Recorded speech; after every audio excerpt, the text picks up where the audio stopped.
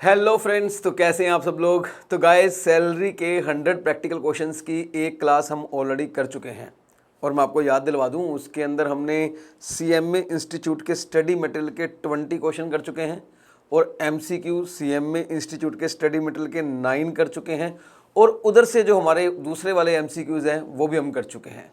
अब जो क्वेश्चन बचे हैं आज मैं वो आपको करवाने वाला हूँ और आज की क्लास में ये पूरा कंप्लीट होने वाला है। एक और मेरी रिक्वेस्ट है, प्लीज़ इस वीडियो को जल्दी से जल्दी देख लेना आप, बिकॉज ये वीडियो बाद में प्राइवेट हो सकती है। तो जितनी भी जल्दी हो सके अपनी वीडियोस कवर करते रहो साथ साथ, सो दैट आपके लिए कंफर्टेबल रहे। चलिए मैं स्टार्ट करता हूँ। सीएमए इंस्टीट्यूट का स्टडी मटेरियल का क्वेश्चन नंबर 21, मतलब illustration number 21। Sonam has been provided a 1.7 litre यानी कि बिग कार, ठीक है ना।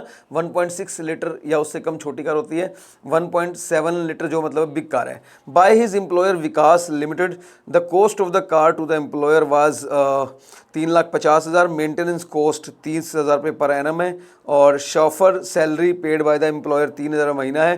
Find the value of perquisite for Sonam assessment year 24-25 if the car is use for office. भैया ऑफिस के लिए यूज़ करोगे तो नील आएगी, कोई सोचने वाली बात ही नहीं है। बस इसमें एक बात का ध्यान देना कि अगर कार ऑफिस के लिए यूज़ है और आप इसे नील ले रहे हो तो फिर आप वो दो कंडीशन आपको पूरी करनी पड़ेंगी कि जो एम्प्लॉयर है वो डिटेल मेंटेन करता है और वो इसका एक सर्टिफिकेट बनाकर एम्प्लॉय को देता है जिसमें लिखा होता है कि जो भी एक्सपेंडिचर है वो सारे ऑफिशियल पर्पस के लिए हैं। अगर ये पर्सनल पर्पस के लिए है, सर गाड़ी अगर पर्सनल पर्पस के लिए ना, तो नंबर 1 आपको कार की कॉस्ट का 10%, देखो 3,50,000 की कार है, इसका 10% हो गया 35,000, ये देखो। प्लस जो रनिंग एंड मेंटेनेंस एम्प्लॉयर ने दिए 30,000 वो भी आएंगे। प्लस अगर कोई ड्राइवर की सैलरी एम्प्लॉयर दे रहा है तो वो भी जोड़ेंगे, that is also part of running and maintenance. 36,000 value आ गई, 1,01,000 आ गया इसका आंसर। लेकिन कह रहा है पॉइंट नंबर बी में और पॉइंट नंबर सी में एम्प्लॉयर ने एम्प्लॉय से ना 15,000 रुपये साल के चार्ज किए हैं, तो वो 15,000 हम माइनस कर देंगे, बाकी 86,000 आ जाएगा। तीसरा केस है ऑफिशियल पर्पस। देखो सर, पहली बात सुनो, अगर गाड़ी ऑफिशियल पर्पस के लिए, सॉरी तीसरा केस है मिक्स पर्पस। अगर गाड़ी मिक्स पर्पस के लिए है तो एक बात हमेशा याद रखना, अगर गाड़ी मिक्स पर्पस के लिए ना, तो अगर एम्प्लॉयर ने एम्प्लॉय से कुछ रिकवर किया है वो माइनस नहीं होता, क्योंकि वहां पर लिमिट बेस्ड आंसर है। अब आप मिक्स पर्पस के लिए यूज करोगे और गाड़ी एम्प्लॉयर की है तो वो 2400, 1800 या 900, 600 वाले आंसर आएंगे, तो वहां पर माइनस कुछ नहीं करना अगर एम्प्लॉयर ने कोई रिकवर भी किया तो इस क्वेश्चन में गाड़ी एम्प्लॉयर की है नंबर 1, गाड़ी मिक्स पर्पस के लिए चल रही है नंबर 2, और खर्चे एम्प्लॉयर कर रहा है नंबर 3, कार बड़ी है नंबर 4, तो आंसर आएगा 2400 रुपये महीना टैक्सेबल। क्योंकि ड्राइवर भी साथ में है तो 900 रुपये उसका भी टैक्सेबल आएगा, तो आंसर आएगा 2400 प्लस 900 यानी कि 3300 पर मंथ। और अगर मैं 3300 पर मंथ को मल्टीप्लाई करूँ 12 से तो 39,600, और इसमें से अगर एम्प्लॉयर ने कुछ रिकवर किया ना तो वो माइनस नहीं किया जाएगा। इलस्ट्रेशन नंबर 22 पे चलते हैं सर।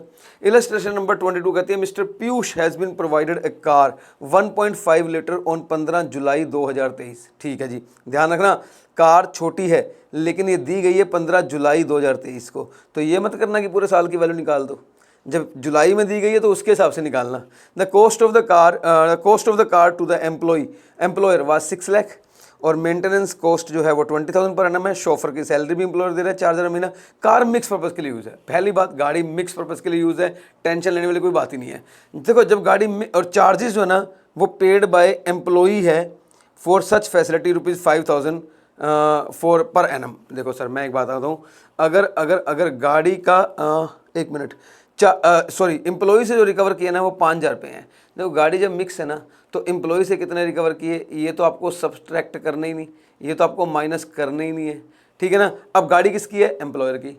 रनिंग एंड यूज़ क्या है? मिक्स। रनिंग एंड मेंटेनेंस कौन दे रहा है? एम्प्लॉयर, ठीक है ना। रनिंग एंड गाड़ी कौन सी है? छोटी गाड़ी। सर 1,800 रुपये महीना टैक्सेबल है, क्योंकि ड्राइवर साथ में है तो 900 वो भी आ जाएगा। क्योंकि 15 जुलाई को ये गाड़ी दी गई है, 15 जुलाई को दी गई है तो आप काउंट कर लो अगस्त, सितंबर, अक्टूबर, नवंबर, दिसंबर, जनवरी, फरवरी, मार्च। सर जुलाई क्यों नहीं ले? पार्ट ऑफ द मंथ को हम इग्नोर करते हैं, पार्ट ऑफ द मंथ को इग्नोर करते हैं। तो देखो यहाँ पर हम ना part of the month shall be ignored, consider shell not be considered, मतलब हम अगस्त से गिनेंगे 8 महीने ले लेंगे कार के और 8 महीने ले लेंगे ड्राइवर के, टोटल आएगा 21,600। आ जाओ आप प्लीज इलस्ट्रेशन नंबर 23 पे। मोटर कार वाले क्वेश्चन है यार, बड़े आसान क्वेश्चन है, बड़ा मजा आने वाला आपको देखना कितने इजीली तरीके से हम कर लेंगे question. Mister Vikram being a government employee, लो भाई बंदा गवर्नमेंट एम्प्लॉय है तो क्या हो गया, कार वाले केस में गवर्नमेंट का कोई कंसेप्ट ही नहीं होता, कोई मतलब डिफरेंट होता ही नहीं। 1.7 लीटर मतलब बड़ी कार है, use for mix, office plus personal mix है यार। During the year he incurred 4,000 on maintenance and 20,000 on driver salary, the entire cost is reimbursed by the employer. देखो सर, पहले तो उन्होंने लिखा है कि खर्चा एम्प्लॉय ने दिया है। पहले तो ये दिख रहा है कि खर्चा जो है ना वो एम्प्लॉय, एक minute, for personal during the he incurred. अब इसमें आपको ये नज़र नहीं आ रही कि गाड़ी किसकी है। Mister Vikram government employ has a car, यानी कि पहली बात यहाँ पर आप देखो कार जो है ना वो एम्प्लॉय की है। सर कार एम्प्लॉय की है। रनिंग एंड मेंटेनेंस कौन देगा? एम्प्लॉयर। सर अगर रनिंग एंड मेंटेनेंस क्वेश्चन में एम्प्लॉयर नहीं दे रहा ना, फिर तो क्वेश्चन में टैक्सेबल वैल्यू आएगी ही नहीं, क्योंकि अगर रनिंग एंड मेंटेनेंस एम्प्लॉयर देगा तब भी तो एम्प्लॉयर को फायदा होगा। कार तो उसकी खुद की है, खर्चे भी वो खुद करेगा, तो बेनिफिट क्या होगा? तो कार उसकी खुद की है लेकिन खर्चे एम्प्लॉयर दे रहा है। अब बच्चा कहता है इसमें तो लिखा है वो खर्चे खुद कर रहे हैं 40,000 और 20,000 60,000, लेकिन ये भी तो लिखा है कि पूरी कॉस्ट जो है बाद में एम्प्लॉयर उसको दे देता है। तो प्रैक्टिकली तो एम्प्लॉयर नहीं करे ना खर्चे, भले ही बाद में दे दिए तो दे, तो एम्प्लॉयर ने दिए। तो भाई मैं बोलूँगा इसमें जो एक्चुअल एक्सपेंडिचर है ना वो एम्प्लॉयर ने किए हैं, एम्प्लॉयर ने किए हैं, और वो अमाउंट है 60,000। अब ध्यान सुनना, क्वेश्चन बड़ा टेक्निकल है। अगर आपको याद हो गाड़ी एम्प्लॉय की हो और वो मिक्स पर्पज़ के लिए चलती है, तो हम आंसर लेते हैं भाई सीधी सी बात है, जो गाड़ी है ना, जो गाड़ी, उसमें जितने खर्चे एम्प्लॉय ने किया वो बेनिफिट है, लेकिन उसमें से माइनस करेंगे उतना जितना ऑफिशियल पर्पज़ के लिए गाड़ी चली है। हालांकि डिपार्टमेंट ने इसके लिए एक लिमिट सेट कर रखी है, बड़ी गाड़ी के लिए 2400, छोटी गाड़ी के लिए 900, ड्राइवर के साथ में 900 रुपये। लेकिन अगर एम्प्लॉय ये प्रूव कर दे कि उसका ऑफिशियल पर्पज़ के लिए किया खर्चा जो है वो इस लिमिट से ज़्यादा है, तो वो एक्चुअल एक्सपेंडिचर भी माइनस कर सकता है। मतलब अगर कुछ ना लिखा हो तो हम यहाँ पर 2400 माइनस करेंगे, बड़ी कार है ना, बड़ी कार है, 2400 माइनस करेंगे, ड्राइवर भी है तो साथ में 900 माइनस करेंगे, आंसर ये माइनस करेंगे। देखो लिखा भी हुआ है 60,000 रुपये आ गया, और क्योंकि 2400 और 900 ड्राइवर की लिमिट है वो माइनस कर देंगे, ये आंसर टैक्सेबल आ जाएगा। बच्चा कहता ठीक है जी, समझ में आ गया। लेकिन मान लो क्वेश्चन में ऐसा लिखा होता कि जो एम्प्लॉय है ना, एम्प्लॉय वो ये प्रूव कर दे कि जो ऑफिस के लिए खाली खर्चा हुआ है ना, वो सर जी मेरा 45,000 रुपये हुआ है, only for the purpose of office. Mix में ऑफिस और पर्सनल दोनों चली है, लेकिन ऑफिस के लिए जो एक्सपेंस हुआ ना वो 45 है, तो फिर हम 2400 इंटू 900 का 39,600 बनता है, लेकिन हम माइनस करते 45,000। अगर 39,600 से कम हुआ होता खर्चा तो फिर वो प्रूफ करने की कोशिश क्यों करेगा? जब डिपार्टमेंट खुद ही उसे 39,600 माइनस करने दे रहा है तो वो चुपचाप माइनस कर लेगा। अरे यार, कहने का मतलब ये है गाड़ी एम्प्लॉय की हो और मिक्स पर्पज के लिए चली हो तो जो एम्प्लॉयर से मिला वो आपका बेनिफिट, और उसमें से माइनस करते हैं एक लिमिट, वो 2400 या 1800 वाली, फिर ड्राइवर साथ में तो 900 वाली। लेकिन अगर एम्प्लॉय प्रूव कर दे कि उसकी गाड़ी जो ऑफिस पर्पज के लिए चली है वो उस लिमिट से ज़्यादा चल गई है, तो एक्चुअल जितना खर्चा हुआ है ऑफिस के लिए वो माइनस कर सकता है। देखो अगले ही क्वेश्चन में कुछ ऐसा मिल जाएगा आपको, अगले ही क्वेश्चन में कुछ ऐसा जरूर मिलेगा मेरे ख्याल में। Wasim has a car, Wasim के पास एक कार है जो 1.5 लीटर है, use for office as well as personal purpose, mix है। ड्यूरिंग द, अच्छा कार एम्प्लॉय की है, Wasim has a car, car employee की है, मिक्स चल रही है। During the year car 80% business के लिए चली है, इससे कोई फर्क नहीं पड़ता। During the year he incurred 50,000 on maintenance and running of such car, ठीक है, उसने गाड़ी के लिए जो खर्चा किया ना वो 50, the entire cost is reimbursed by the employer, ये तो आना ही था, खर्चा तो एम्प्लॉयर ही बुक मतलब पे करेगा, तभी इस चैप्टर में तभी क्वेश्चन बनेगा। Find the taxable perquisite if SSC wish to claim higher deduction, अगर उसने प्रॉपर लॉग बुक मेंटेन करी है और अगर उसने प्रॉपर लॉग बुक मेंटेन नहीं करी। सुनो सर, अगर उसने प्रॉपर लॉग बुक मेंटेन करी है, अगर उसने प्रॉपर लॉग बुक मेंटेन करी है और वसीम कह रहा है जी मेरा जो एम्प्लॉयर ने खर्चा किया ना वो 50,000 है। देखो जो एम्प्लॉयर ने खर्चा किया, उसने 50,000 खर्चा किया है और वो 50,000 रुपये जो उसे एम्प्लॉयर ने दिए हैं रीइंबर्स किए, वो उसका बेनिफिट है।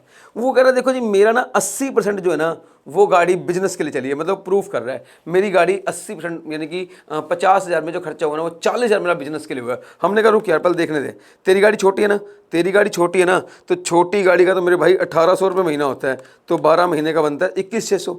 ड्राइवर क्वेश्चन में है नहीं, मेरे ख्याल में क्वेश्चन में ड्राइवर नहीं है, तो भाई तेरा तो 21,600 माइनस होना चाहिए। वो कहता जी मैं प्रूफ करने को तैयार हूँ कि मेरी गाड़ी जो ऑफिस के लिए चली ना वो 40,000 रुपये की चली है, तो फिर 21,600 नहीं सर 40,000 माइनस हो जाएगा, फिर 21,600 नहीं सर पूरा 40,000 माइनस हो जाएगा। लेकिन अगर वो प्रूफ करेगा, प्रूफ का मतलब अगर वो लॉग बुक मेंटेन करेगा, लॉग बुक का मतलब वो बुक जहाँ वो लिखता है कि गाड़ी कब चली, कितना पेट्रोल लगा, कितना खर्चा हुआ, सब कुछ मेंटेन करता है। अगर वो लॉग बुक मेंटेन नहीं करेगा तो भाई फिर तो हम 21,600 ही माइनस करेंगे जो लिमिट है। I hope guys question number 24 is absolutely clear. मैं क्वेश्चन नंबर 25 पे आ गया हूँ। छोटे छोटे क्वेश्चन है, बड़े कार वाले, बड़े इंटरेस्टिंग है। मेरे को पेपर में ना कार वाला क्वेश्चन पक्का आने वाला भाई, सही कह रहा हूँ। Amit is provided with 2 car. Amit नाम है तो 2 कारें होनी थी भाई, ठीक है ना। Amit is provided with 2 car to be used for official and personal. यहाँ मेरा मुंह बन जाता है, ये क्या बात है यार, मिक्स पर्पज के लिए दे रहे हो, मेरी पर्सनल देते। खैर, बाय हिज एम्प्लॉयर राज, इसकी सिमरन तो मैं लेके भागूंगा देखना।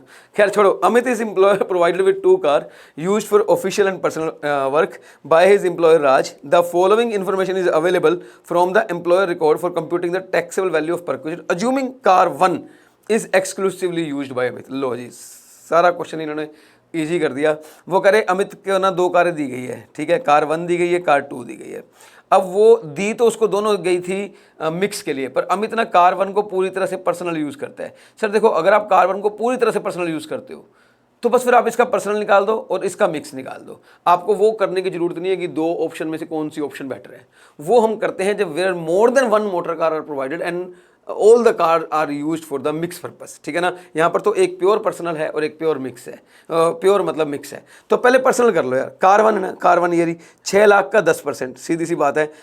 जब पर्सनल गाड़ी होती है ना तो हम कॉस्ट की कार की कॉस्ट का 10% लेते हैं। 6 लाख का 10% 60,000, इन दोनों खर्चा मान लेंगे 24 और 40 64,800। तो आपका आ गया 1,24,800। यार ये आपका आंसर आ गया 1,24,800 रुपये। ये आपके कार 1 का आंसर आ गया। सर कार 1 का देख लो आप, कार 1 का आंसर आ गया है 24,800। सर कार 2 मिक्स है। सर जब कार 2 मिक्स है ना तो खेल ही खत्म हो जाता है सर।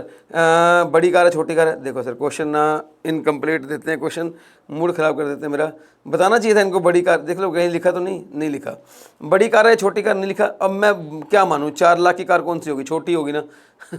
तो 1,800 रुपये महीना, 1,800 रुपये महीना मान लेते हैं। और ड्राइवर की सैलरी है तो 900 रुपये, 1,800 और 900 2700 इंटू 12 32,400 रुपये will be taxable. 1,800 into 900, 1,800 plus 900 2700, अगर 12 महीने से करूँगा तो 32,400 आ जाएगा, दैट विल बी टैक्सेबल। दोनों का टैक्सेबल फाइनल आंसर आएगा 1,57,200। तो आपकी कार की वैल्यू आ गई 1,57,200। Mister Vijay manager has been provided the following car facility by Kishan limited his employer, ठीक है ना। गाड़ी तीनों ही केस में एम्प्लॉयर की है, चलो ये बहुत बढ़िया बात है। ये गाड़ी जो सी है ना वो पर्सनल है, और दोनों जो है 1A और B वो ऑफिशियल मिक्स, मतलब मिक्स है, मिक्स। सर देखो, जो गाड़ी A और B है ना, आपको कैसे करना है, A और B में तो आपने ये मानना है कि एक को मिक्स एक को पर्सनल, फिर दूसरी को मिक्स इधर वाली को personal, which one is more beneficial वो वाला चूज करेंगे। जो कार C है ना जो पर्सनल है वो तो पर्सनल है, आपको टेंशन लेने की जरूरत नहीं है उसका। तो आप एक बार बस कैलकुलेट कर लो, पर्सनल अलग से निकाल के रख लो और फिर उधर से कार A और कार B में से कौन सी बेटर ऑप्शन है वो निकाल लो। पहले मैं कार C करवा देता हूँ। पर्सनल है, 2 लाख का 10% आ जाएगा 20,000 सीधा, और 40,000 रुपये खर्चा होता है तो वो तो आएगा। तो यार सीधी बात है 60,000 रुपये आपका आंसर आ जाएगा, 60,000 रुपये। अगर मैं कार C की बात करूँ तो, अगर मैं कार C की बात करूँ तो आंसर सीधा आपका 60,000 रुपये आ जाएगा। मैंने कैसे निकाला है यार, कहाँ है, 1 मिनट रुको यार, सॉरी सी में ये नहीं आएगा 40,000 रुपये, ये नहीं आएगा क्योंकि यहाँ लिखा है maintenance and expenditure incurred by employee. Sorry मैंने पढ़ा नहीं, ये खर्चे एम्प्लॉय नहीं किए हैं तो क्यों जोड़ेंगे, वही खर्चे जोड़ेंगे जो एम्प्लॉय को बेनिफिट क्या हुआ, गाड़ी मिली, साथ में खर्चे तो मिले ही नहीं, तो खाली कार का बेनिफिट होगा। और कार का बेनिफिट 2 लाख का 10% यानी कि 20,000। तो कार सी का जो वैल्यू ऑफ बेनिफिट है ना वो तो आपका 20,000 आ गया, ठीक है। अब अगर मैं बात करूँ कार ए और कार बी की, सुनो, कार ए और कार बी, आप एक काम करो, पहले कार ए को मान लो मिक्स और कार बी को मान लो पर्सनल, ठीक है। अगर कार ए को मिक्स मानता हूँ, मैं कर दूंगा क्वेश्चन यहाँ पे, कोई बड़ी बात नहीं है, मैं यहाँ पे कर दूंगा। अगर मैं कार ए को मिक्स मान लूँ तो भाई ये गाड़ी जो है बड़ी गाड़ी है, ठीक है ना। बड़ी गाड़ी है तो यार 2,400 रुपये। ड्राइवर है क्वेश्चन में, भाई क्वेश्चन में ड्राइवर नाम की चीज़ लिखी नहीं हुई कोई, ठीक है। तो 2400 इंटू 12 सीधा सी बात है, तो 28,800 आंसर आ गया। और कार बी को मान लेता हूँ पर्सनल, ठीक है ना, कार बी को मान लेता हूँ पर्सनल। तो कार बी जो है 5 लाख का 10% 50,000, और एम्प्लॉयर ने खर्चा किया 60,000, तो 50 और 60 1,10,000, टोटल आ गया 1,10,000। तो ये आपका आ गया 1,38,800, ठीक है। अब मैं कार ए को मान लेता हूँ पर्सनल और कार बी को मान लेता हूँ मिक्स, ठीक है ना, मिक्स मान लेता हूँ, ए को पर्सनल और बी को मिक्स। जब ए को पर्सनल मानूंगा तो 3 लाख का 10% कितना आएगा, 30,000, 30,000 आ जाएगा। और एम्प्लॉयर ने खर्चा किया 50,000, तो वो भी जोड़ दूंगा 50, 30 और 50 कितना हो गया 80,000। और कार बी को अगर मैं मिक्स मानूंगा तो छोटी कार है 1800 इंटू 12, 1800 इंटू 12, तो ये आपका आ गया 21,600, 21,600। दोनों का टोटल करूंगा तो ये 1,01,600। सर मैं तो कहूँगा ऑप्शन बी बेटर है, मतलब ये ऑप्शन ए मान लो आप और ये ऑप्शन बी। भाई ऑप्शन बी मानोगे ना तो आपको सिर्फ 1,01,600 रुपये को परक्विजिट मानना पड़ेगा, प्लस 20,000, क्योंकि कार सी का तो लेने है। तो आपका आंसर आ जाएगा 1,21,600। सर देख लो ये आपका फाइनल आंसर है 1,21,600। कैसे किया आप चेक कर लेना, कैसे किया आप चेक कर लेना। एक और बात, इस क्वेश्चन में लिखा है केस ए और केस बी। केस ए जो है ना, मिस्टर विजय होल्ड करता है 17% इक्विटी शेयर कैपिटल और 30% प्रेफरेंस शेयर कैपिटल। सर देखो जब हम निकालते हैं ना कि क्या बोलते हैं उसको, स्पेसिफाइड एम्प्लॉय कौन होता है, तो अगर किसी एम्प्लॉय का कंपनी के अंदर 20% और मोर इक्विटी शेयर में वोटिंग पावर है, तो उसका ना कंपनी में सब्सटैंशियल इंटरेस्ट होता है। और हम मानते हैं कि वो कंपनी का ना क्या बोलते हैं, स्पेसिफाइड एम्प्लॉय है। और ये क्योंकि इसका 17% इक्विटी शेयर है, 17 से ज़्यादा नहीं है, तो हम मानेंगे नॉन स्पेसिफाइड एम्प्लॉय है, ये नॉन स्पेसिफाइड एम्प्लॉय है। और नॉन स्पेसिफाइड एम्प्लॉय को ना देखो एक जो स्पेसिफाइड एम्प्लॉय होता है उसमें एक कंडीशन ये भी होती है कि अगर उसकी इनकम फ्रॉम सैलरी 50,000 रुपये है, 50,000 से ज़्यादा है, तो भी वो स्पेसिफाइड एम्प्लॉय है। ठीक है ना। स्पेसिफाइड एम्प्लॉय में 3 होते हैं, या तो बंदा डायरेक्टर है कंपनी का, वो स्पेसिफाइड एम्प्लॉय होता है, या उसका 20% या उससे ज़्यादा इक्विटी शेयर में वोटिंग राइट है, वो स्पेसिफाइड एम्प्लॉय होता है, या फिर उसकी जो इनकम फ्रॉम सैलरी है ना other than non monetary perquisite, वो 50,000 से ज़्यादा है। तो यहाँ लिखा भी उसकी जो अदर सैलरी है ना वो 40,000 है, मतलब अदरवाइज तो वो स्पेसिफाइड नहीं है। और उसका वोटिंग राइट भी नहीं है, स्पेसिफाइड नहीं है। डायरेक्टर क्वेश्चन में लिखा नहीं, वो नॉन स्पेसिफाइड है। मैं बताऊं जो कार वाला केस है ना, अगर कार एम्प्लॉयर की है, अगर कार एम्प्लॉयर की है जैसे कि इस क्वेश्चन में है, तो वो टैक्सेबल तभी होता है जब आप स्पेसिफाइड एम्प्लॉय होते हो। तो ए कैटेगरी के लिए ना आंसर इसका नहीं लाएगा। ए कैटेगरी के लिए आंसर क्या आएगा, देखो, since mister Vijay is a not a specified employee, employer own the car and the car facility shall not be taxable. लेकिन बी कैटेगरी में मिस्टर विजय ने 25% इक्विटी शेयर होल्ड किए हैं, तो वो स्पेसिफाइड एम्प्लॉय बन गया है। ठीक है ना। तो अब उसके लिए टैक्सेबल है, और टैक्सेबल आंसर आएगा 1,21,600। वो आपको मैंने सिखा दिया है। Yes guys, I have done. और मैं कहूँगा मेरे साथ क्वेश्चन नंबर 27 पे आ जाओ। क्वेश्चन नंबर 27 में भी एक बड़ी इंपॉर्टेंट बात है जो मैं आपको बताने वाला हूँ, पर प्लीज़ एक बार क्वेश्चन नंबर 27 पे आ जाओ फटाफट।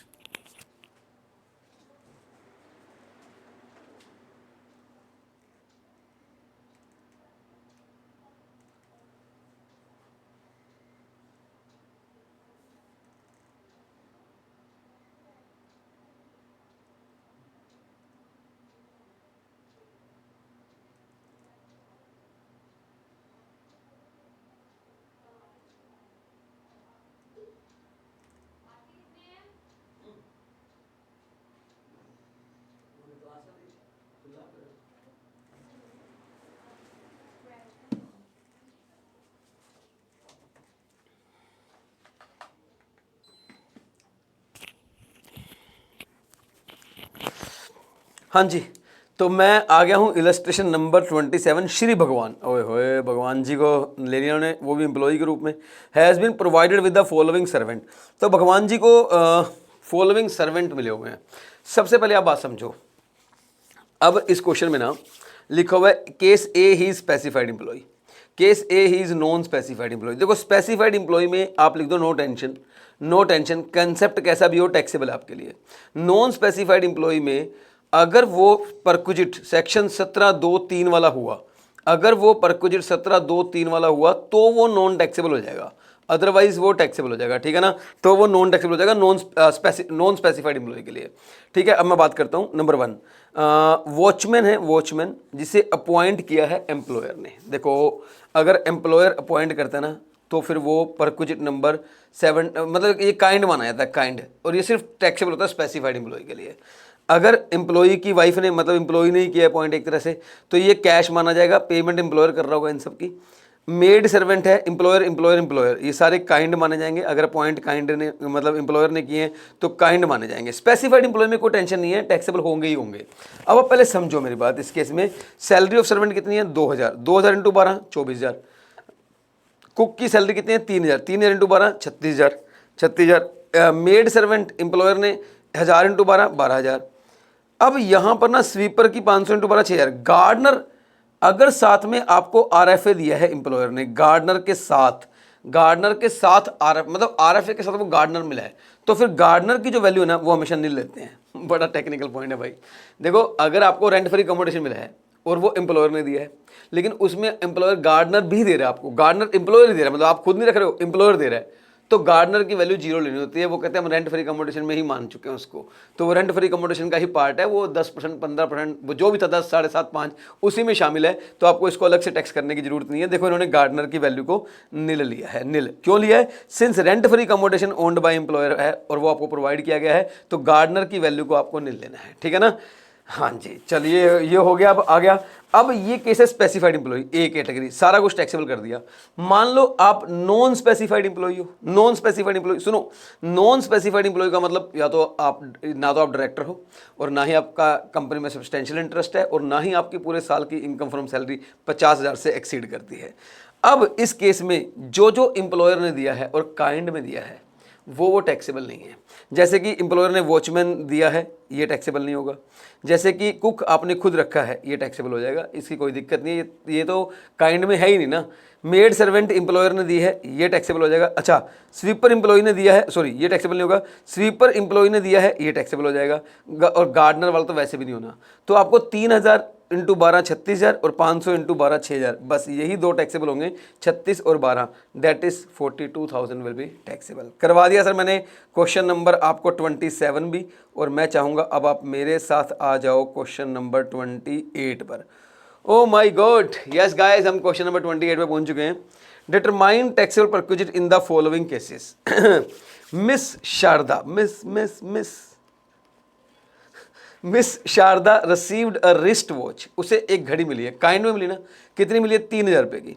एंड ए गोल्डन चेन, कितने की? 12,000 रुपये की, एक ही साल में मिली है, और एम्प्लॉयर से मिली राजू से, तो 12 और 3 15, 15 में से 5 एग्जेम्प्ट है, बाकी 10,000 टैक्सेबल है। लो जी देख लो, 10,000 टैक्सेबल है।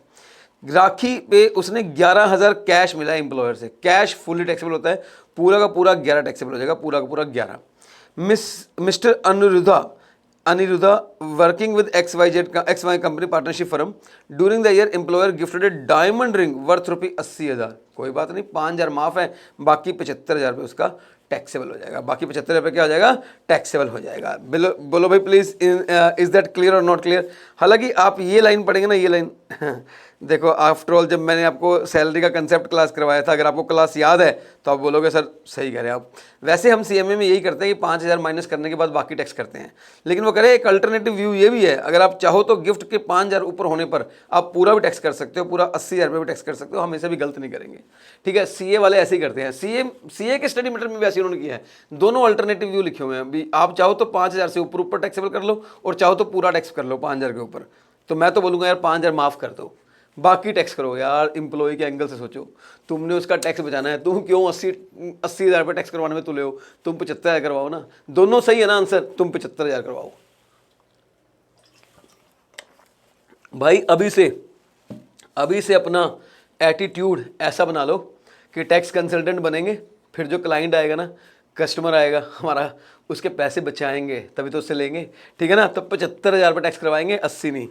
क्रेडिट कार्ड ये सब पढ़ चुके हैं हम, ये तो कंसेप्ट क्लास में हमने पढ़ा हुआ है। आ जाओ मैं क्वेश्चन करवा रहा हूँ, question number 29। O my God, काफ़ी बड़ा सा लग रहा है, लेकिन बहुत ही आसान सा क्वेश्चन है। पता है ऐसे क्वेश्चन ना जो दिखने में बड़े होते हैं, होते बड़े आसान है। X limited has sold the following asset to employee. Sir आपको याद है एक हमने कहा था transfer of movable asset, transfer of movable asset, ये वो क्वेश्चन है, ठीक है। इसमें आपको परचेज कीमत लिखी है, सेल कब हुई, परचेज कब हुआ, और सेल प्राइस क्या है। तो यार दिक्कत क्या है, मैं एक करवाऊंगा, बाकी आप खुद करेंगे। बोलो इनमें से कौन सा करवाऊं, कोई एक करवा देता हूं। चलो कार करवा देता हूं। आपने कार को परचेज कब किया? सर कार को परचेज किया है 1 अप्रैल 21 को। सेल कब किया कार को? सर कार को हमने सेल किया है 1 मार्च 24, ठीक है। कितने का?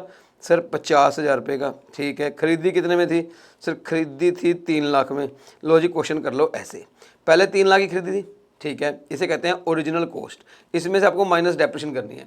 कार का डेप्रिसिएशन का रेट जो है ना वो 20% है, याद रख लेना। और WDV मेथड लगना होता है, ठीक है। कंप्यूटर का डेप्रिसिएशन का रेट 50 है, मेथड WDV होता है। बाकी सब एसेट का जो डेप्रिसिएशन का रेट है वो 10 है और मेथड भी SLM है, लेकिन कार का 20 और WDV।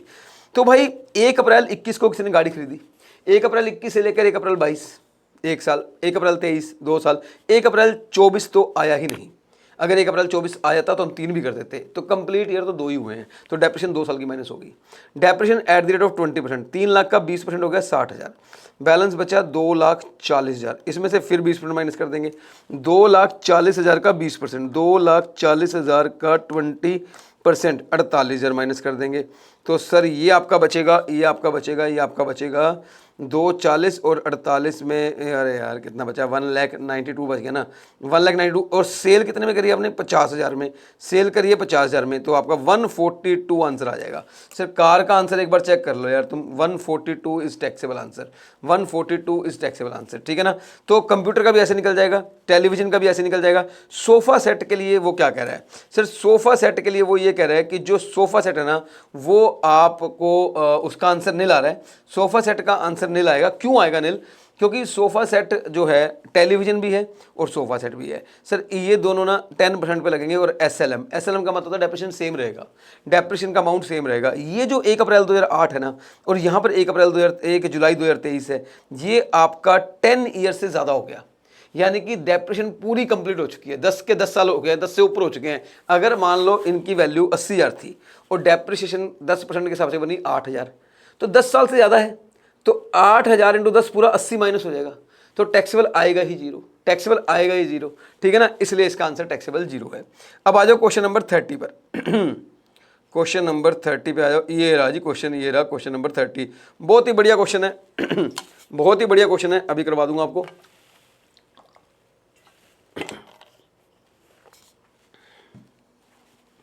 Y has been allowed a fixed medical allowance. सबसे पहली बात समझो, जो मेडिकल अलाउंस होता है ना फुली टैक्सेबल होता है। 2,000 इंटू 12 24,000 ये रहेगा टैक्सेबल, कोई पॉइंट है ही नहीं इसके अंदर भाई। Medical allowance is fully taxable apart from the reimbursement of petty medical bill of ₹25,000। Sir देखो मैं एक बात हूँ, मेरा एक फंड है, मैं ये मान रहा हूँ कोई भी स्टूडेंट है अगर आज वो CMA कर रहा है, चाहे CA कर रहा है, चाहे CS कर रहा है, सबके लिए बोल रहा हूँ, हालांकि मेरी क्लासेस CMA वालों के लिए होती है, बट मैं फिर सबके लिए बोल रहा हूँ। अगर आप जो भी स्टूडेंट है इस टाइम देख रहे हैं, मैं होस्ता को कुछ को जानता हूँ कुछ को नहीं जानता हूँ, लेकिन अगर आपने अपने स्टडी मटेरियल का एक एक इलस्ट्रेशन नहीं किया है तो थोड़ा रिस्क तो है यार, थोड़ा रिस्क तो है, थोड़ा रिस्क तो है। रिस्क मत लो, कर लो। आपने अपनी क्लास में पढ़ा, जो भी आपको पढ़ाया गया, हर टीचर अपने प्रैक्टिकल क्वेश्चन को आता है, बुरी बात नहीं है, लेकिन आप अपने CMA इंस्टीट्यूट के स्टडी मटेरियल भी करो और वो टीचर से पूछो अगर नहीं आते हैं तो, और करने चाहिए आपको। अगर आप सारे स्टडी मटेरियल के, मैं आपको कहता हूँ, अगर आप CMA इंस्टीट्यूट के स्टडी मटेरियल के सारे क्वेश्चन कर लो प्रैक्टिकल हर चैप्टर के, तो सर मुझे लगता नहीं कि आप फेल हो सकते हो, सवाल नहीं उठता सर, आप डेफिनेटली पास हो सर। आपने कभी सुना है ये सेल्फ स्टडी वाले बच्चे बड़े सारे पास होते हैं, ये कोचिंग वाले रह जाते हैं, सेल्फ स्टडी वाले पास हो जाते हैं। सेल्फ स्टडी वालों का जो होता है ना मेन मुद्दा वो स्टडी मटेरियल होता है। वो कहते हैं हम कहाँ से पढ़ें, हम तो स्टडी मटेरियल से पढ़ेंगे, हम तो सेल्फ स्टडी वाले हैं। तो वो जाने अनजाने वो प्रिपरेशन कर जाते हैं जिसकी एक्चुअली में एक स्टूडेंट को नीड होती है और वो पास हो जाते हैं। इसलिए मैं सभी स्टूडेंट से रिक्वेस्ट करूंगा, प्लीज़ आप लोग सभी स्टडी मटेरियल क्वेश्चन जरूर किया करो।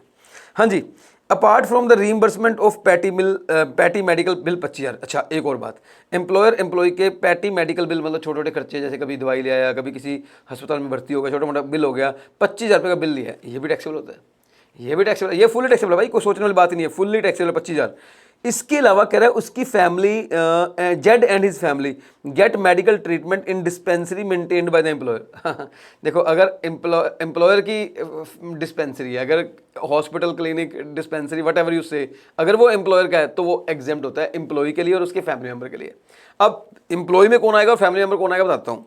फैमिली किस किस को दिया गया, जेड को दिया गया, जेड एम्प्लॉय है, ये आपके लिए एग्जेम्प्ट हो जाएगा। और मिसिस जेड यानी कि वाइफ, इसको भी एग्जेम्प्ट हो जाएगा। मेजर सन, देखो चिल्ड्रन ऑफ द जो है ना, चिल्ड्रन पे, चिल्ड्रन भी मतलब स्पाउस एंड चिल्ड्रन पूरी तरह माफ है। सर चिल्ड्रन तो यहाँ पर इंडिपेंडेंट है, मेजर सन है, सर मेजर सन है, मेजर माइनर से कुछ नहीं होता, सन सन होता है, माँ बाप के लिए बच्चा बच्चा ही होता है सर वो तो इंडिपेंडेंट है, इस वाले पॉइंट में डिपेंडेंट इंडिपेंडेंट से कोई मतलब नहीं, एग्जेम्प्ट है। सर माइनर डॉटर है, एग्जेम्प्ट है।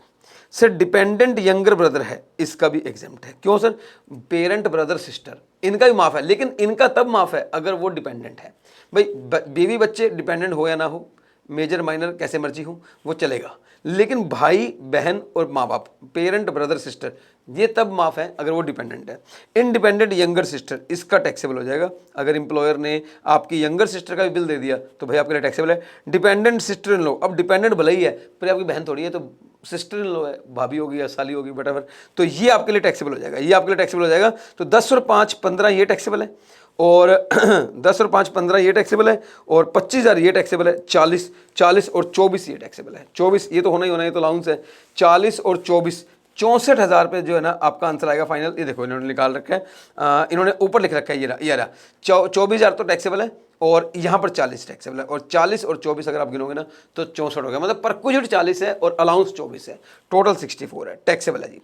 क्वेश्चन नंबर 31, ये क्वेश्चन मैंने आपको कंसेप्ट क्लास के टाइम पे करवाया था, मतलब मैंने इसका कंसेप्ट को समझाया था कि मेडिकल ट्रीटमेंट अगर इंडिया के बाहर हो तो कैसे करना है। यार तुम्हें याद होगा ना, ट्रैवलिंग खर्चा है, ट्रैवलिंग को छोड़ दो, अगर मान लो स्टे एक्सपेंस है तो जितना आरबीआई परमिट करेगा वो माफ होता है, ठीक है। आपने खर्चा किया 70, 45 आरबीआई परमिट कर रहा है, 45 माफ होगा, बाकी टैक्सेबल। 70 50 माफ होगा, आरबीआई ने परमिट किया है।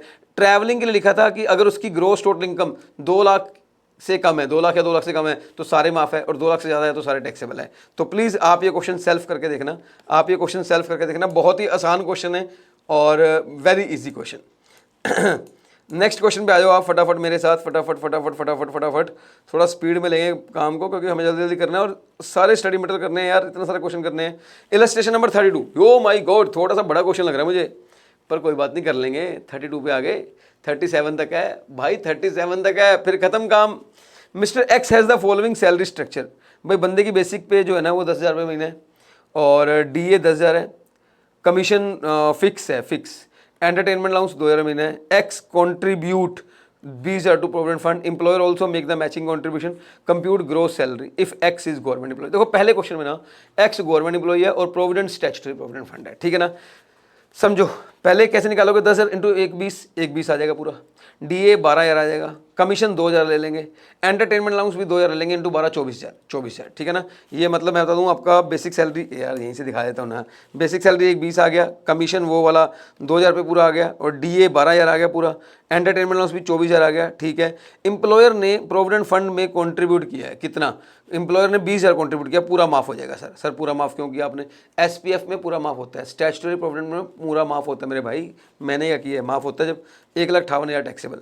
गवर्नमेंट मान लो एम्प्लॉय वाई लिमिटेड है, अच्छा क्वेश्चन में ग्रोस सैलरी पूछा है, ये क्वेश्चन में टैक्सेबल सैलरी पूछा है, टैक्सेबल सैलरी पूछा है, मतलब आपको 50,000 की स्टैंडर्ड डिडक्शन भी देनी है और एंटरटेनमेंट अलाउंस के 5,000 रुपये माइनस करने हैं। तो ये देखो ये लो जी, क्वेश्चन ना इनकम टैक्स वालों ने जो मतलब आपके स्टडी मटेरियल वाले हैं, ये क्वेश्चन के अंदर देंगे धोखा आपको। इस क्वेश्चन में आपको टैक्सेबल सैलरी का मतलब होता है ग्रोस सैलरी नहीं, इनकम फ्रॉम सैलरी होता है। तो आपको एक काम करना पड़ेगा, गवर्नमेंट एम्प्लॉय केस में जो 1,58,000 है ना, इसमें आगे आपको एक स्टैंडर्ड डिडक्शन भी माइनस करनी पड़ेगी 50,000 रुपये की, और एक एंटरटेनमेंट अलाउंस भी माइनस करना पड़ेगा जो कि 5,000 आएगा, टेंशन मत लो, 5,000 ही आएगा यार, उससे ज़्यादा नहीं आएगा। तो आपको आंसर ये आएगा, मतलब 58 माइनस होगा तो आपका फाइनल आंसर 1.5 लाख रुपए आएगा। आपके स्टडी मटेरियल में गलत दिया हुआ क्वेश्चन, टेंशन मत लेना, मैं करवा रहा हूँ, मैं सही करवा रहा हूँ, क्वेश्चन स्टडी मटेरियल में गलत है, मेरी गलती नहीं। अच्छा यार सॉरी यार, क्वेश्चन स्टडी मटेरियल में गलत नहीं है, क्वेश्चन पूछा है कंप्यूट ग्रोस सैलरी। अब मैं क्या करूँ, सोल्यूशन में लिखा कंप्यूट टैक्सेबल सैलरी, तो यहाँ लिखना चाहिए ना ग्रोस टैक्सेबल सैलरी, ग्रोस लिखना चाहिए, फिर ठीक है। तो चलो यार आपको समझ में आ गया ना, अगर ग्रोस सैलरी निकालना तो 158, और अगर इनकम फ्रॉम सैलरी निकालना तो माइनस करना पड़ेगा। X is an employee of Y limited and such fund is recognize fund. या तो देखो ग्रोस सैलरी लिखा है ये गलत मानो, या फिर ये जो सोल्यूशन का स्टार्टिंग है ये गलत मानो, एक चीज़ तो गलत है। हाँ जी, एक्स एम्प्लॉई जो है ना वो वाई लिमिटेड है, मतलब यार बंदा प्राइवेट है और फंड जो है वो रिकॉग्नाइज है। अब मेरी बात सुनो, पहली बात 1 20 आएगा 20 2 आएगा, ये सब आएगा।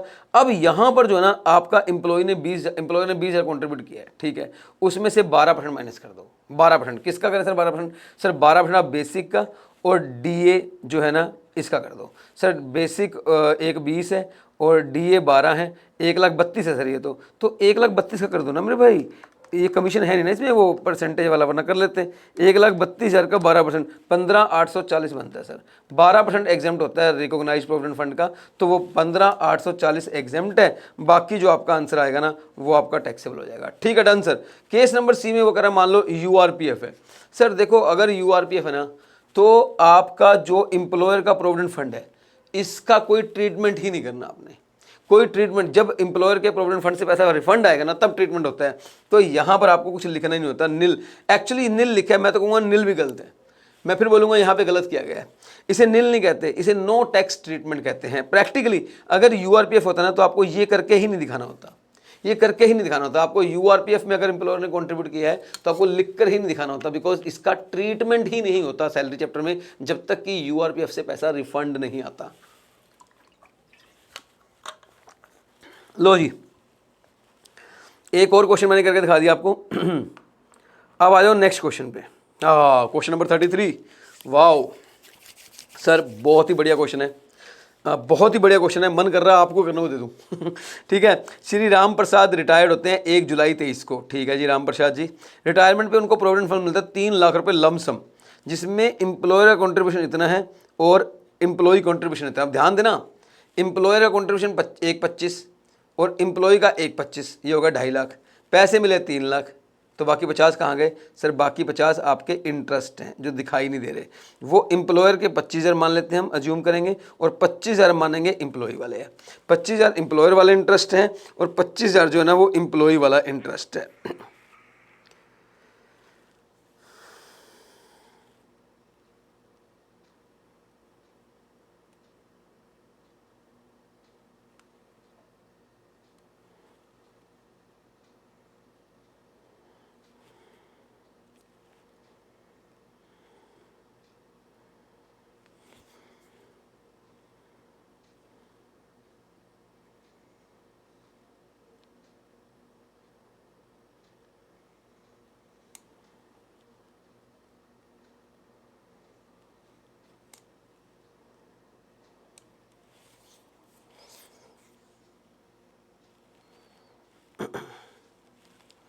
हाँ जी, हाँ जी।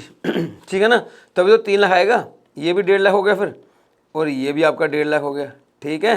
अब सुनो, mention the treatment of amount so received if the provident fund is URPF। मेरी बात सुनो, आपको पैसा मिला है, जब URPF से पैसा मिलता ना तो पैसे का ट्रीटमेंट क्या होगा मैं बताता हूँ आपको। ये एम्प्लॉयर कॉन्ट्रीब्यूशन है 1,25 और ये एम्प्लॉयर कॉन्ट्रीब्यूशन का इंटरेस्ट है 15, ये दोनों जाएंगे इनकम फ्रॉम सैलरी में। और ये 1,25 एम्प्लॉय कंट्रीब्यूशन है, ये एग्जेम्प्ट होता है क्योंकि ये शुरुआत में टैक्स हो जाता है। और ये एम्प्लॉय का इंटरेस्ट है, ये इनकम फ्रॉम अदर सोर्स में जाएगा। लो जी, मैं आपको दिखा देता हूँ बेटा, कल को मन में तुम्हारे कोई बात रह जाए। 1,25 एम्प्लॉयर वाला सैलरी, एम्प्लॉयर का इंटरेस्ट सैलरी, ठीक है, और एम्प्लॉय का कंट्रीब्यूशन माफ होता है और एम्प्लॉय का interest income from other source होता है। देख लो, ठीक है यार। अब इसके बाद मुझे लगता है मैं क्या बताऊं आपको, मुझे बताने की जरूरत ही नहीं है। फंड अगर RPF है तो आप बताओ क्या होगा? सारा माफ है। अरे RPF से जब पैसा रिफंड मिलता है वो फुल्ली एग्जेम्प्ट होता है। क्यों? क्योंकि आपने कंट्रीब्यूशन के टाइम पर ही 12% से ऊपर एम्प्लॉयर कंट्रीब्यूशन पर टैक्स दे दिया होता है और इंटरेस्ट में 9.5% के ऊपर दे दिया होता है। तो जब रिफंड मिलेगा पूरा माफ होता है, सोचने वाली कोई बात ही नहीं है। अगर एम्प्लॉय रिटायर होता है आफ्टर 23 ईयर एंड 7 मंथ, अगर एम्प्लॉय रिटायर होता है आफ्टर 4 ईयर एंड 7 मंथ, देखो ये वाला पॉइंट तो हम कर चुके हैं। ए पॉइंट का मतलब हम ए ही पढ़ रहे हैं कि अगर एम्प्लॉय रिटायर होता है आफ्टर 23 ईयर एंड 7 मंथ, कोई बात नहीं, जो ट्रीटमेंट आपने देखा वही करेंगे। लेकिन अगर एम्प्लॉय रिटायर होता है after 4 year and 7 month service due to blindness, देखो सर एक्चुअली लॉ में क्या लिखा हुआ है कि अगर आप 5 ईयर से कम की सर्विसेज करते हो तो आपको PF से जो रिफंड मिलता है ना, जो PF से रिफंड वो सॉरी जो PF से पैसा वो मिलता नहीं है। PF से पैसा नहीं मिलता है अगर आप 5 साल से कम करते हो। लेकिन अगर 5 साल से कम आप किसी इलनेस की वजह से कर रहे हो, किसी रीजन से आपने कम किया है, जैसे ब्लाइंडनेस लिखा हुआ है, तो फिर आपको मिलेगा। ठीक है। सिंस देखो पहले केस में वो कह रहा है कि रिटायरमेंट आफ्टर 5 ईयर है तो कोई दिक्कत नहीं है, सारा वही रहेगा, RPF वाला पूरा माफ रहेगा। अगर मान लो एम्प्लॉय रिटायर हुआ due to his incapability of work, यानी कि वो ब्लाइंड है, तो भी पूरा माफ रहेगा, कोई दिक्कत नहीं है। ठीक है। अगर वो अपनी मर्जी से जॉब छोड़ देता है, अगर वो अपनी मर्जी से जॉब छोड़ देता है या वो अपना बिजनेस शुरू कर लेता है तो फिर उसे PF से पैसा वापस नहीं मिलता। ठीक है ना। तो जो मतलब जो मिलेगा वो टैक्सेबल हो जाएगा, टैक्सेबल। छोड़ दो इसको अब। पॉइंट्स टू बी रिमेंबर्ड, छोड़ो इसको अब। क्वेश्चन नंबर 33, भाई मैं सभी स्टूडेंट को बोलना चाहूँगा कि ये जो इलस्ट्रेशन नंबर 33 है ना, इसे आप मोस्ट इंपॉर्टेंट मार्क कर लो, मोस्ट इंपॉर्टेंट मार्क कर लो। और ऊपर वाला 32 है ना, उसका भी मैं आपको बोलूँगा, एडवाइस करूँगा कि आप इसको ना बस यही तक पढ़ोगे तो बेटर रहेगा, इसके आगे आपको नहीं आएगा। करना चाहो कर लो, ये मैंने आपको पढ़ाया हुआ है यार। अगर वो 5 ईयर वाला कंसेप्ट है ये, कि अगर 5 ईयर से कम आप सर्विसेज करते हो तो उस केस में कंसेप्ट क्या होता है, ठीक है ना। लेकिन अब जो मैं करवाने वाला हूँ ना, ये क्वेश्चन आपका बहुत इंपॉर्टेंट है। इसे कहते हैं ट्रांसफर्ड बैलेंस। ट्रांसफर्ड बैलेंस का क्वेश्चन है ये। क्या क्वेश्चन है? एक बंदा है जो कंपनी में काम कर रहा है और उसके ऊपर यूआरपीएफ लगता है। यूआरपीएफ का मतलब अनरिकॉग्नाइज्ड प्रोविडेंट फंड। और 2 साल के बाद वो अपना यूआरपीएफ ट्रांसफर करवाता है आरपीएफ के अंदर।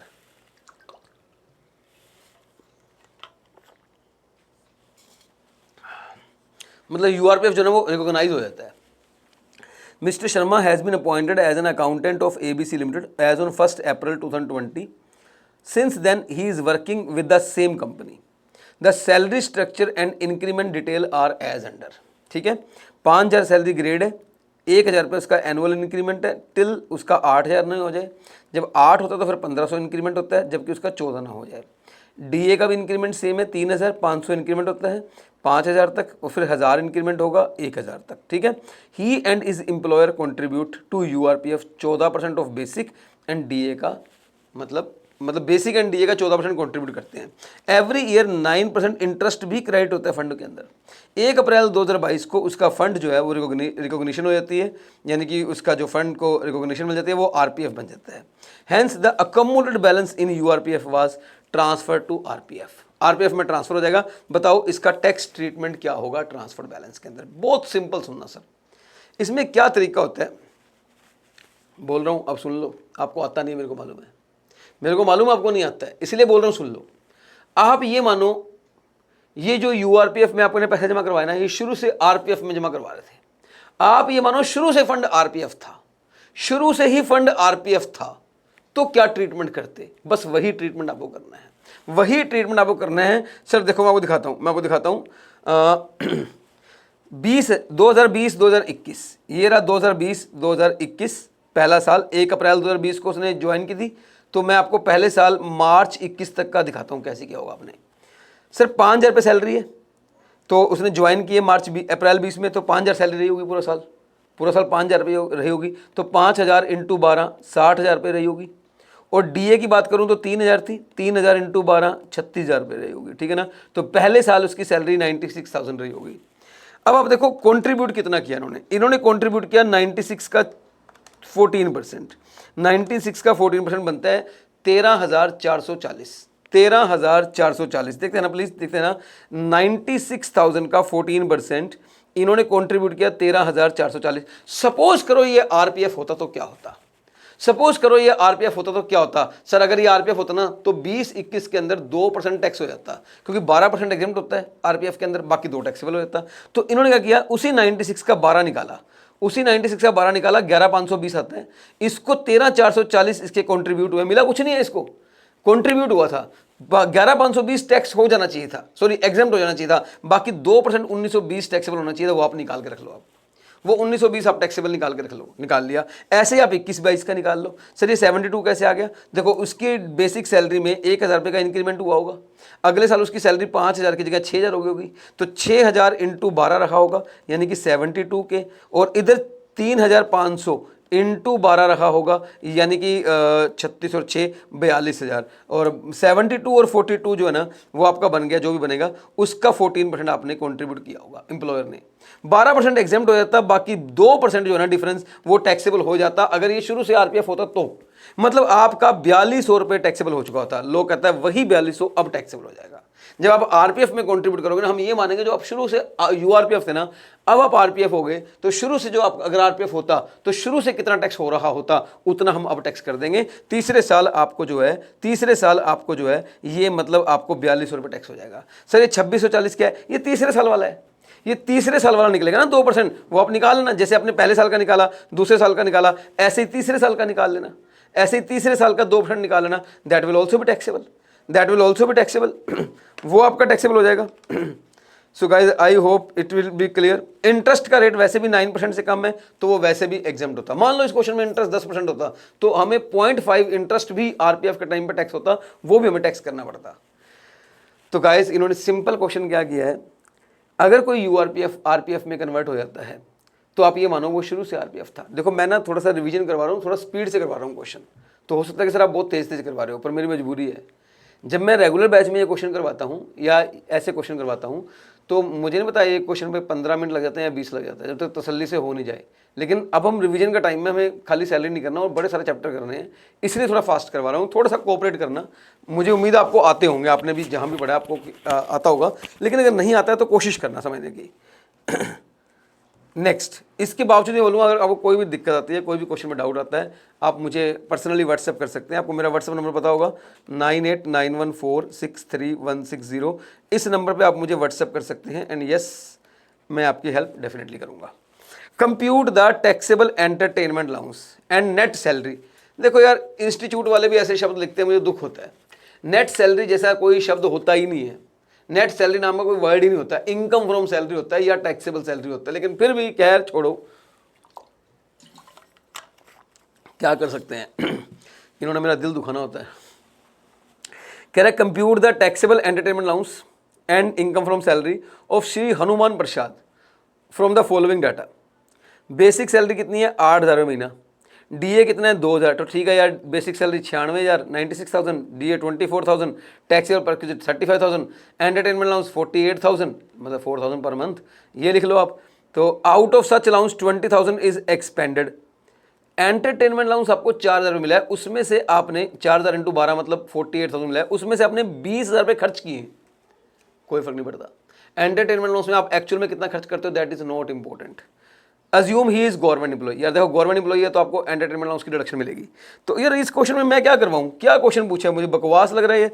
बेसिक सैलरी आपने लिख लिया, डियरनेस अलाउंस लिख लिया, एंटरटेनमेंट लिख लिया, टैक्सेबल परक्विजिट लिख लिया, टोटल आ गया ग्रोस सैलरी। इसमें स्टैंडर्ड डिडक्शन मिल जाएगी 50,000 और 5,000 का एंटरटेनमेंट अलाउंस की डिडक्शन मिल जाएगी। जब आप गवर्नमेंट एम्प्लॉय का करोगे, नॉन गवर्नमेंट का तो डिडक्शन नहीं मिलेगी।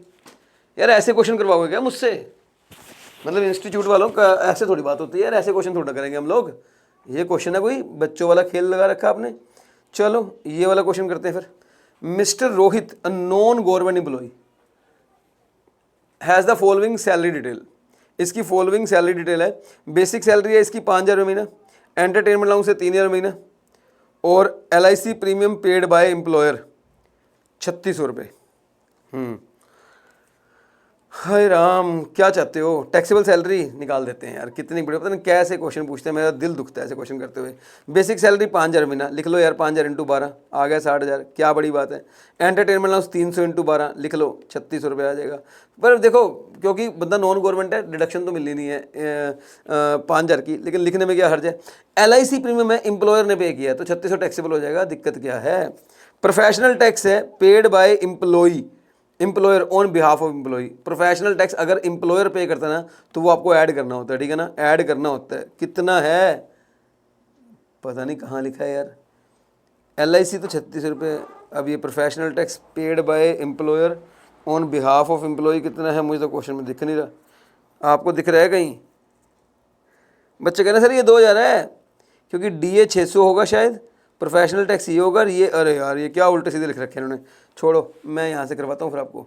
देखो बेसिक सैलरी 60,000 है, डियरनेस अलाउंस 24,000, एंटरटेनमेंट 3,600 जोड़ के दिखा दिया, कोई बात नहीं।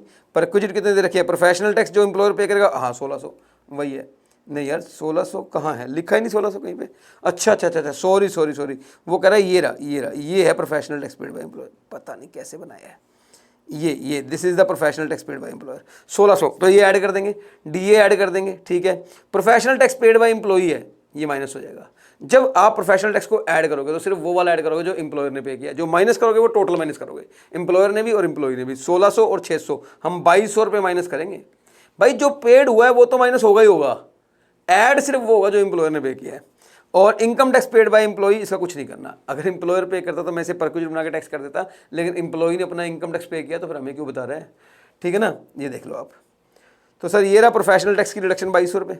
एंटरटेनमेंट गवर्नमेंट नहीं है, मिलनी की नहीं, स्टैंडर्ड डिडक्शन तो मिलती है। हो गया क्वेश्चन हो गया, इसमें है ही कुछ नहीं। लो जी, ये क्वेश्चन भी मैंने कर दिया और अब मैं आपके सामने क्वेश्चन नंबर 36 करने जा रहा हूँ, illustration number 36।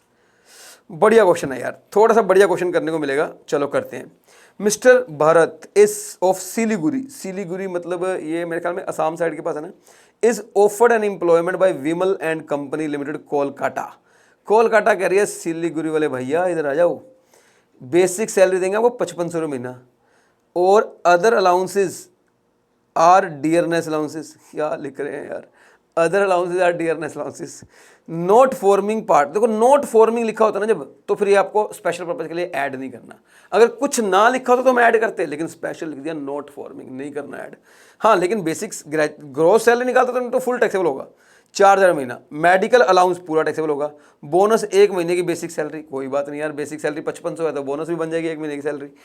Company gives an option, अच्छा कंपनी ना, जो आपकी कंपनी ना भाई इस बंदे को सिलीगुड़ी वाले को ना ऑप्शन दे रही है, कह रही भाई देखे या तो तू एक RFA ले ले हमसे और उसकी जो फेयर रेंटल वैल्यू है, उसकी जो मार्केट में फेयर रेंटल वैल्यू 1000 महीना है, मतलब फेयर मार्केट रेंट जो है ना उसका 1000 रुपये महीना। सुनो, फेयर मार्केट रेंट का मतलब ये नहीं है कि किराए पर दिया हुआ है, एम्प्लॉयर ने किराए पे लेके दिया है, ना, उसके जैसे और मकानों का रेंट 1000 महीना है, ये तो एम्प्लॉयर खुद अपना दे रहा है, इसका मतलब ये एम्प्लॉयर का है। या फिर तू एक काम कर, हाउस रेंट अलाउंस ले ले कैश में 1000 रुपये महीना, या तो HRA ले 1000 रुपये पर मंथ, ठीक है ना। He decided to accept the HRA, उसने बोला HRA दो 1000 रुपये का, और उसने एक कलकत्ता में किराए पर ले लिया मकान जिसका मंथली रेंट 1000 है। He has opted the old scheme. तो बताओ यार, आप ये बताओ क्या उसने सही डिसीजन लिया है? क्या उसने सही डिसीजन लिया है? सोचो क्वेश्चन कितना अच्छा है। सबसे पहले क्वेश्चन को जनरल करते हैं। बेसिक सैलरी दोनों में आएगी 66000, डियरनेस अलाउंस दोनों में आएगा 48000, बोनस 5500 कैसा है 1 मंथ बेसिक सैलरी, ठीक है ना। मेडिकल अलाउंस दोनों में टैक्सेबल है, आ गया। यहाँ तक आप कोई क्वेश्चन में टेंशन मत लो, यहाँ तक आपका क्वेश्चन नॉर्मल है। अब बात करते हैं अगर वो HRA लेगा तो कैसे करेंगे, और RFA लेता है तो क्या आंसर आता, और दोनों में बेस्ट कौन सा रहता। अगर वो HRA लेता है तो सर HRA 12000 आ गया। अब 3 में सबसे कम जो होगा वो माफ होएगा, अगर आपको याद हो। पहला पॉइंट 12 एक्चुअल HRA रिसीव 12000, दूसरा rent paid minus 10% of salary.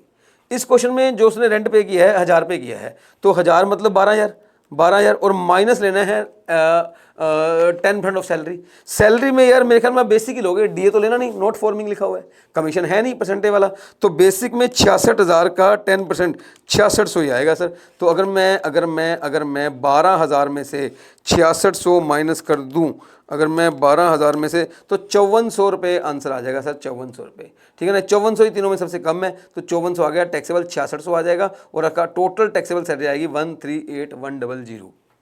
कहता अगर वो मान लो RFA लेता तो क्या होता।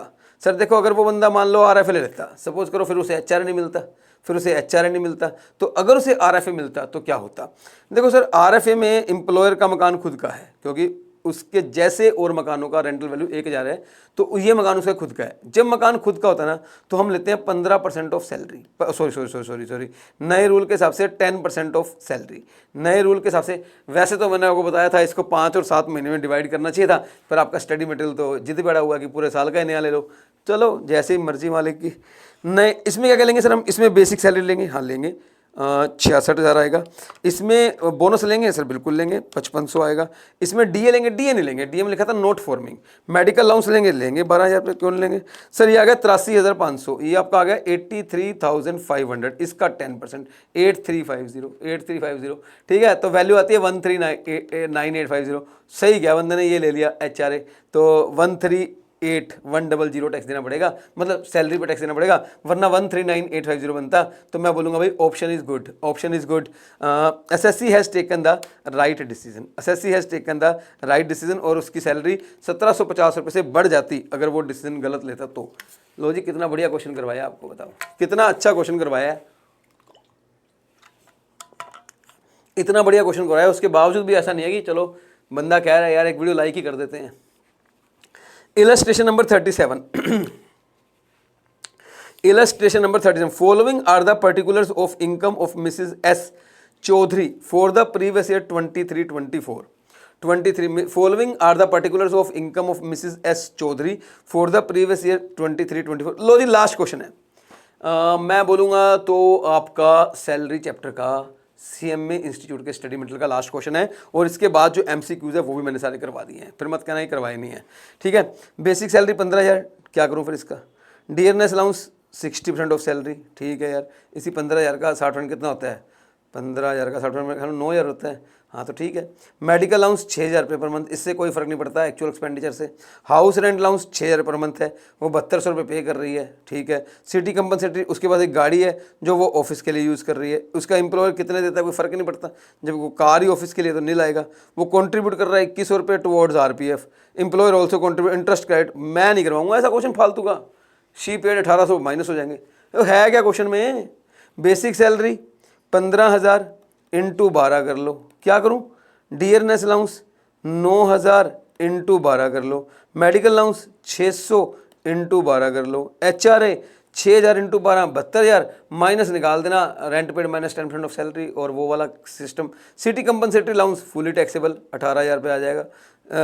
गाड़ी मिली है ऑफिस के लिए नहीं लाएगा, उसने 2100 रुपये कॉन्ट्रीब्यूट किया RPF के अंदर, तो यार 12% एम्प्लॉयर का सॉरी इसका कुछ नहीं करना, जो एम्प्लॉयर ने सेम कंट्रीब्यूट किया है तो एम्प्लॉयर का 2100 इंटू 12 करके माइनस 12% ऑफ सैलरी कर देना, वो माइनस कर देना। RPF में 11% इंटरेस्ट है 2200 रुपये, तो 9.5 कितना होगा वो एग्जाम्प्ट कर देना, बाकी टैक्सेबल कर देना, 1800 रुपये माइनस कर देना। कुछ भी नहीं है यार, कुछ भी नहीं है यार। ये क्वेश्चन लास्ट क्वेश्चन के रूप में डिजर्व नहीं करता है क्वेश्चन, ना ना ना ना, ये क्वेश्चन लास्ट क्वेश्चन में डिजर्व नहीं करता। एनीवेज मैंने करवा दिया।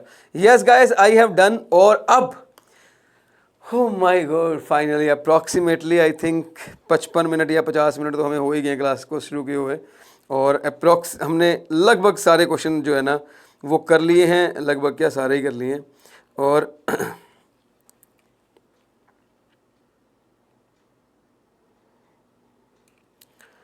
तो हमने सारे ही कर लिए हैं। अब 20 क्वेश्चन बचे हुए हैं। इन 20 क्वेश्चन को करने के बाद मैं बोलूँगा जी मेरे हो गए हैं पूरे 100 क्वेश्चन सैलरी के, और एक एक क्वेश्चन मैंने खुद करवाया है, ठीक है ना। Which of the following is not taxable under the head salary, इनमें से कौन सा सैलरी में नहीं आएगा भाई। मैं बताऊँ, remuneration paid to the lecturer of a college for setting up question paper, ये नहीं आएगा सैलरी में। Salary received by member of parliament, ये भी नहीं आएगा। Commission received by an employee director of a company, ये तो आएगा। बोथ A एंड B, हाँ बोथ A एंड B आएगा sir, both A and B, ये दोनों नहीं आएंगे। Next, the maximum amount of leave salary not chargeable tax as specified by the government in case of non government employee is now the answer is 25 lakh. Sir किसी ज़माने में इसका limit 3 lakh हुआ करता था, तो क्वेश्चन पुराना है, थोड़ा आंसर अपडेट होना रह गया है। अच्छी बात आपको, ये तो मैंने बताया आपको कितनी बार यार, ये तो अमेंडमेंट है, ये तो मेरे भाई फाइनेंस एक्ट 2023 की अमेंडमेंट है, अमेंडमेंट। तो ये 25 लाख रुपए हो गई है, मतलब मैक्सिमम अमाउंट जो लीव सैलरी माफ़ हो सकती है, that is 25 lakh. Standard deduction under section 16(1) गलत लिखा हुआ है, 16(1)A आएगा। 16(1) होता ही नहीं है, किसी ज़माने में होता था, अब स्टैंडर्ड डिडक्शन का सेक्शन है 16(1)A, तो ये आंसर आएगा लोअर ऑफ ₹50,000 और gross salary which ever is less, lower मतलब लोअर, तो B answer is the right answer. Then employers contribution to URPF, वैसे आप लिख लो is exempt from tax, but मैं एग्री नहीं हूँ, इसका आंसर आना चाहिए था no tax treatment, no tax treatment. इसकी कोई ट्रीटमेंट नहीं होती सर, जब ये पैसा रिफंड मिलता है ना तब टैक्सेबल होता है, तब इसकी ट्रीटमेंट होती है। If A domestic servant is engaged bye the employer and salary paid by him, देखो पैसा डोमेस्टिक सर्वेंट किसने दिया है, एम्प्लॉयर ने ही दिया है, और सैलरी भी वही दे रहा है, तो it is taxable only for specified employ, this is taxable only for specified employ and not for all employ. Which of the following is taxable under the head salary, इनमें से कौन सा सैलरी में आएगा। सैलरी रिसीव्ड बाय मेंबर नहीं आएगा, commission received by director आएगा, family pension नहीं आएगा। विच of the following is taxable under the head salary, इनमें से कौन सा सैलरी में आएगा, तो भैया B पॉइंट आएगा ओनली, ठीक है ना। Which of the who among the following is a specified employ, director company, देखो स्पेसिफाइड एम्प्लॉय 3 होते हैं, 3 में से कोई एक होता है, या तो कंपनी का डायरेक्टर है, वो एम्प्लॉय होना चाहिए कंपनी का, डायरेक्टर के साथ साथ एम्प्लॉय, मतलब पार्ट टाइम डायरेक्टर नहीं, full time director. Part time director तो कंपनी के एम्प्लॉय होते ही नहीं है। दूसरा, अगर किसी कंपनी का किसी बंदे का सब्सटेंशियल इंटरेस्ट है, 10 मतलब 20% और मोर वोटिंग पावर है, या फिर उसकी इनकम फ्रॉम सैलरी जो है ना वो 50,000 से ज़्यादा है excluding non monetary value perquisite. ठीक है, तो यहाँ पर सिर्फ डायरेक्टर ऑफ ए कंपनी लिखा हुआ है, खाली ये आएगा। 15,000 महीना ये सब बकवास है, ये नहीं आएंगे। Rate of interest accruing to particular employee by virtue of employer's contribution to RPF is 12.5% per annum. In such a case, interest का जो रेट होता है ना दैट इज 9.5 होता है। Rate of interest accruing to a particular employ by virtue of employer contribution to the RPF is 12.5%। तो भाई 9.5 माफ होता है, only 3% interest is taxable, only 3% interest is taxable. जो लिमिट सेक्शन 16(2) है एंटरटेनमेंट अलाउंस, उसकी मैक्सिमम लिमिट कितनी है?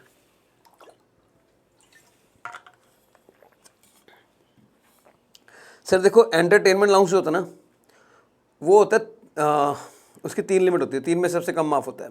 और पहली बात ये सिर्फ गवर्नमेंट एम्प्लॉय के लिए होता है, याद है ना, ओनली फॉर गवर्नमेंट एम्प्लॉय। पहला लिमिट होता है इसका एक्चुअल रिसीव्ड, दूसरा होता है 20% ऑफ बेसिक सैलरी, और तीसरा होता है 5,000। तो यहाँ पर 5,000 रुपये ना this is the maximum limit. तो वो यही पूछ रहा है कि स्टैंडर्ड स्टैच्यूटरी लिमिट कितनी है, स्टैच्यूटरी मतलब मैक्सिमम लिमिट, तो 5,000 A is the right answer. Total value of perquisite being sweat equity share. यार देखो स्वेट इक्विटी शेयर में ना एक एम्प्लॉय को ऑप्शन दी जाती है कि आपको स्वेट इक्विटी शेयर लेने नहीं लेने। तो जिस दिन वो इस ऑप्शन को एक्सरसाइज करता है ना, the date on which employ exercising the option, वो दिन जो मार्केट वैल्यू होती है शेयर की वो लेनी होती है। हाँ, अगर एम्प्लॉय से कुछ रिकवर किया तो माइनस करेंगे। The fair market value of such share as on the date when option is exercised by the employee as reduced by the amount paid. Yes, a point आएगा इसका आंसर। If employee does not pay any rent then exemption HRA की नहीं मिलेगी। True है, बिल्कुल सही बात है, नहीं मिलेगी। अगर एम्प्लॉय रेंट पे करेगा तभी एग्जम्पशन मिलेगी, वरना नहीं मिलेगी। ये क्वेश्चन हमारे सामने आ गया जी। X received the following: basic salary, commission, HRA, rent paid. His basic salary increase to 7,000 per month with effect from 1/9/2024। हाय राम, इसे 1/9/2023 कर लो यार।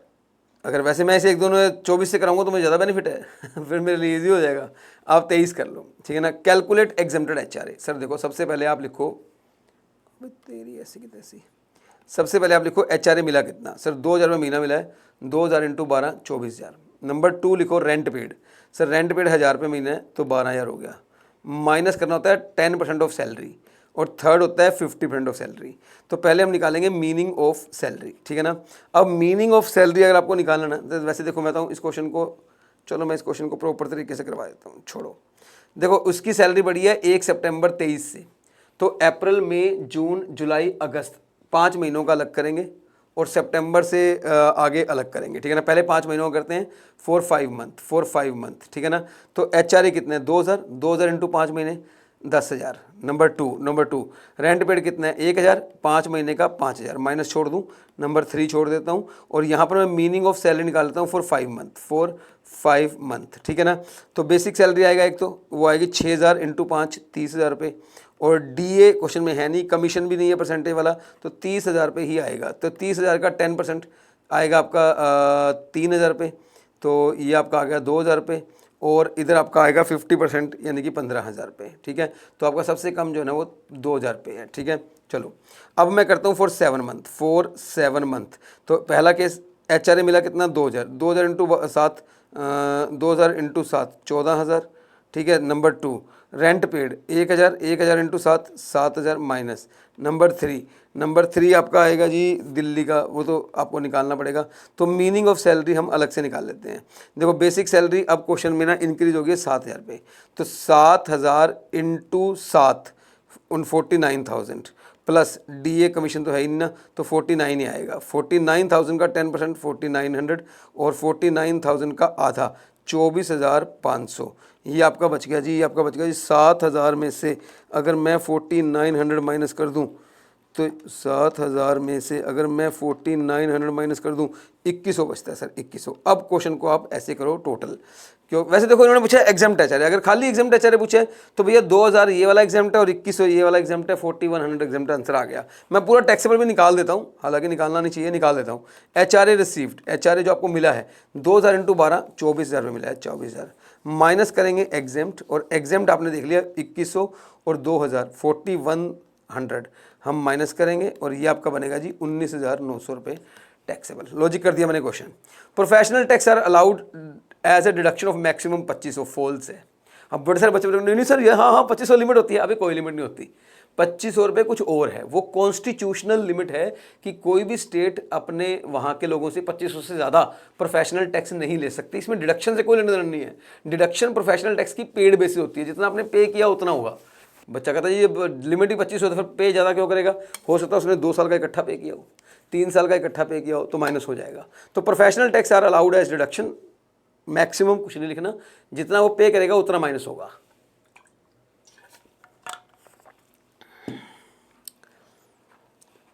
Deduction in respect of entertainment allowance subject to maximum 5,000 to all employ, false.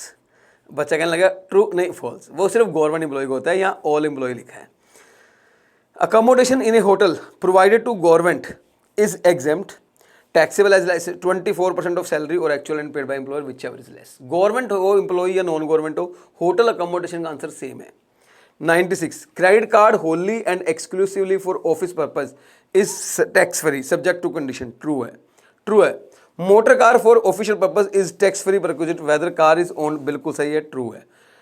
Question number 98, अबे रुक जा भाई। X is provided a motor car 1800 cc for his personal use, ठीक है, बड़ी कार है, बड़ी कार है, पर्सनल यूज़ है। ये पर्सनल है ना तो इसका 10% कर लो, सीधी सी बात है, 1 लाख आ गया। और रनिंग एंड मेंटेनेंस 1 लाख और 6,000 महीना वो भी आएगा तो 72,000, तो 1,72,000 सीधा लिख लो, ठीक है। एम्प्लॉयर ने रिकवर किए हैं 10,000 तो माइनस कर देंगे, 2,72,000 माइनस कर देंगे 1,20,000 जो 10,000 महीना है, तो आपका जो आंसर आएगा वो आपका आ जाएगा 1,52,000। That will be taxable, that will be taxable, that's it.